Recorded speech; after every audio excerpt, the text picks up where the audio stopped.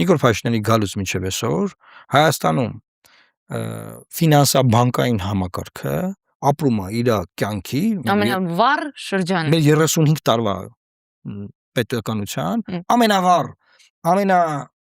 ամենացոփ շվայտ ժամանակաշրջանն ապրում ոնց կարա քյասիբների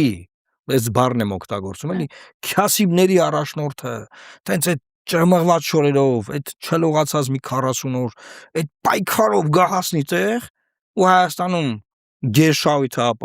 ապահովեն միայն բանկային ոլորտում ոնց կարա այդպես բան լինի բոլոր կառավարության որոշումները որ կայացվեն մի նպատակով որ բանկային ոլորտը ավելի շատ փող աշխատի ինչ ծրագիր որներ են դնել 18 թվականից այս սկզբից որ ես ասում էի իրանց ասում ես ի՞նչ է կանում ասում են եղբայր պետական համակարգերը կայացած չեն միակ կայացած համակարգը բանկայինն է եթե մենք վստահենք պետական համակարգերին վարի կգնա այս ծրագիրը դրա համար մենք ինչ անում ենք չերես բանկեր պետք է անենք չերես դե որ չերես բանկեր ենք անեմ եղբայր այնտեղ տոկոս կա իրանք դե գործառույթներն իրականացնեն բանման ու 8 տարի է այս կառավարությունը ինչ անում է ինքը անում է չերես բանկեր ու նաև այստեղ էլ հանուն բանկերի եւ հանուն այստեղ կարևոր բան կա հարկային բեռը փոխվել է երկրում հարկային բեռը ավելացնում է Փաշինյանը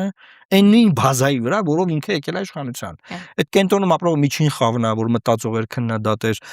բարձր էր խոսում իր քննադատության մասին բան այդ միջին խավին ասում ախպեր ջան տունդ պապից հետ կտակել ես դու օրինակ պապդ կտակել է դու ստացե ժառանգել ես կներեք հա պապը չգիտեմ սովետի ժամանակ էսի ինչ գործի ա եղել Բաղրամյան 1 հասցեում տուն ունեք դուք Բաղրամյան 1 տուն հասցում լուրջ բան է Երևանի փոքր կենտրոն կարամ ավելի կենտրոն գամ բայց վերցնում ենք Բաղրամյան 1-ը ձեր անշարժ գույքարկը 26 թվականին չեք պատկերացնի ինչ բազմապատիկ էֆեկտով է թանկանում այդ մարդը ասում է եղբայր մի րոպե պապս այն ժամանակ լավ գործ եղել է սովետական միության ժամանակ այդ տունը մենք ստացել ենք պապս հետո ես ժառանգել եմ բայց ես այսօր այդ աշխատավարձը այդ գործին չեմ ես չեմ կարող չարեմ ինչ ասում Փաշինյանը ծախի գնա մասիվ